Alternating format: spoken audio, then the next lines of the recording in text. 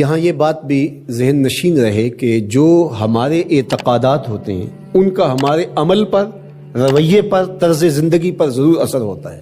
عقیدہ ہمارے عمل کی بنیاد ہوتا ہے۔ تو اگر میرا یہ عقیدہ ہے کہ میں اللہ وحدہ لا شریک کو مانتا ہوں تو پھر اس کا لازمی نتیجہ یہ ہے کہ غیر کا خوف میرے سینے سے نکل جائے گا۔ اسی طرح جب آخرت کا یقین میری روح کے اندر راسخ ہو جائے گا تو میری زندگی خود بخود مرتب ہو جائے گی، منظم ہو جائے گی، کیونکہ آخرت کا تصور کیا ہے کہ میں اللہ کے حضور جواب دہ ہوں اور ایک ایک عمل اس کے حضور پیش ہونا ہے اور وہاں اعمال کی جواب دہی ہے۔ ثم لتسألن یومئذ عن النعیم۔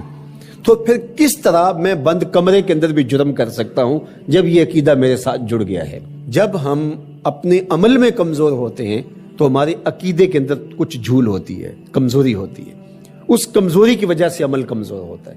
تو عمل کی پختگی اور رسوخ عقیدے کی پختگی کا نتیجہ ہوتا ہے۔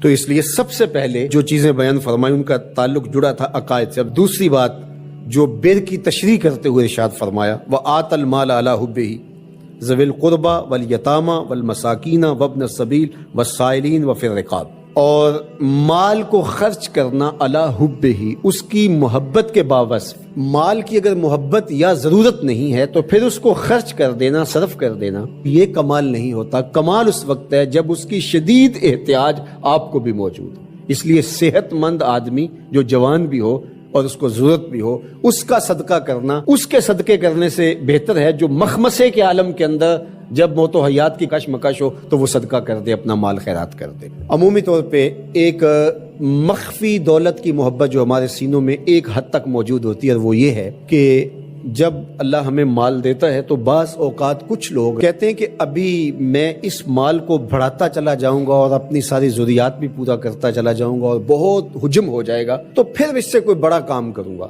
وہ ایک ہدف لیتا ہے بڑے کام کا اور مال کو ضرورت کے باوجود خرچ نہیں کرتا، تو یہ ایک مخفی محبت ہے مال کی جو سینوں کے اندر چھپی ہوئی ہے۔ تو ہمارے دین نے ہمیں جو ترغیب دی ہے کہ جوں ضرورت پیش آئے تو جہاں جہاں ضرورت پیش آئے تمہیں اپنے مال سے خرچ کرنا ہوگا۔ حضور نبی رحمت صلی اللہ علیہ وآلہ وسلم نے ارشاد فرمایا کہ جو زکوٰۃ ہے، جو صدقہ واجبہ کے طور پہ ہم ادا کرتے ہیں، اس کے علاوہ بھی تمہارے اوپر مال خرچ کرنا ضروری اور لازم ہے، اور اس کے مصارف یہاں بیان فرما دیے۔ اور وہ مصارف کیا ہے آپ ذرا غور کیجئے۔ فرمایا ذوی القربہ، سب سے پہلا جو رکھا وہ ذوی القربہ، رشتہ دار رکھے۔ باقی لوگوں پر خرچ کرنے سے پورا ثواب ملتا ہے اور رشتہ داروں پر خرچ کرنے سے دوہرا ثواب ملتا ہے۔ والیتامى، اور یتیموں کو، والمساکین، اور مسکین۔ مسکین اس کو کہتے ہیں جس کے پاس 2 وقت کا کھانا موجود نہ ہو، وابن السبیل، اور جو مسافر ہے، والسائلین، اور جو مانگنے والے ہیں۔ تو اگر اس کے پاس 2 وقت کا کھانا نہیں ہے تو وہ اگر مانگے بقدر کفاف اور 2 وقت کا کھانا مل جائے تو پھر مانگنا ترک کر دے تو اس کے لیے جائز ہے اور شریعت اس کو روکتی نہیں، اور ایسے شخص کو دینا ثواب بھی ہے۔ لیکن جو شخص جمع کیے ہوئے ہو، اس کے پاس موجود ہو، دولت بڑھانے کے لیے یا عادتاً مانگتا ہو، تو ایسے شخص کو نہ دینا چاہیے اور نہ اس کی حوصلہ افزائی کرنی چاہیے۔ وفی الرقاب، اور جو غلام ہیں ان کو غلامی کے بوجھ سے آزاد کرنے کے لیے مال خرچ کرنا۔ دور موجود کے اندر اگر کوئی قرض میں جکڑا ہوا ہے تو وہ بھی پھنسی ہوئی گردن ہے اس کو، اور میں سمجھتا ہوں کہ اس کے زمرے میں وہ شخص جس کی بیٹیاں جوان ہیں اور اس کے پاس کوئی رقم نہیں ہے کہ ان کی شادی کر سکے اور اس کی مدد کی جائے، تو یہ بھی اس سے ملتا جلتا حکم اس کے ساتھ یہ جڑ جائے گا کہ اس پھنسے ہوئے مجبور کی گردن کو چھڑایا جائے۔ وَأَقَامَ الصَّلَاةَ وَآتَى الزَّكَاةَ، اور نماز قائم کرنا اور زکوٰۃ ادا کرنا۔ وَالْمُوفُونَ بِعَهْدِهِمْ إِذَا عَاهَدُوا، اور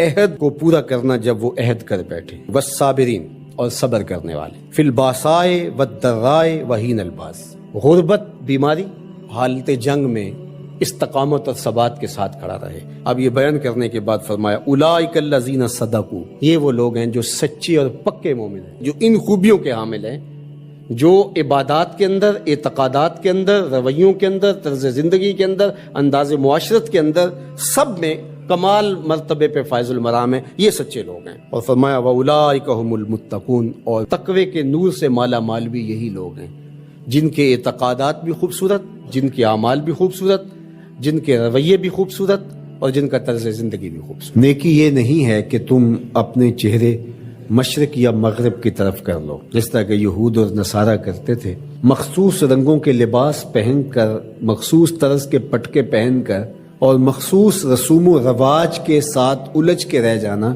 یہ دین نہیں ہے۔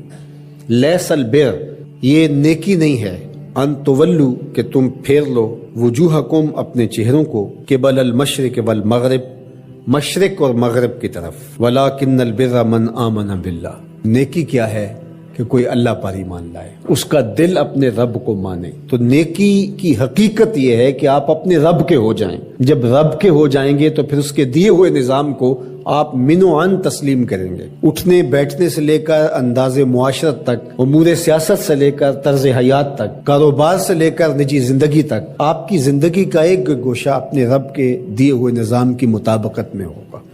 تو نیکی تو یہ ہے، نہ یہ ہے کہ تم مخصوص ایک طرز اختیار کر لو، مخصوص طرز کے رنگ پہن لو اور اس کو تم دین قرار دے دو۔ ظاہریت کا نام دین نہیں ہے، بلکہ تمہاری روحوں میں دین کی وہ قدریں اس طرح اتر گئی ہوں کہ تم سے جدا نہ ہونے پائیں۔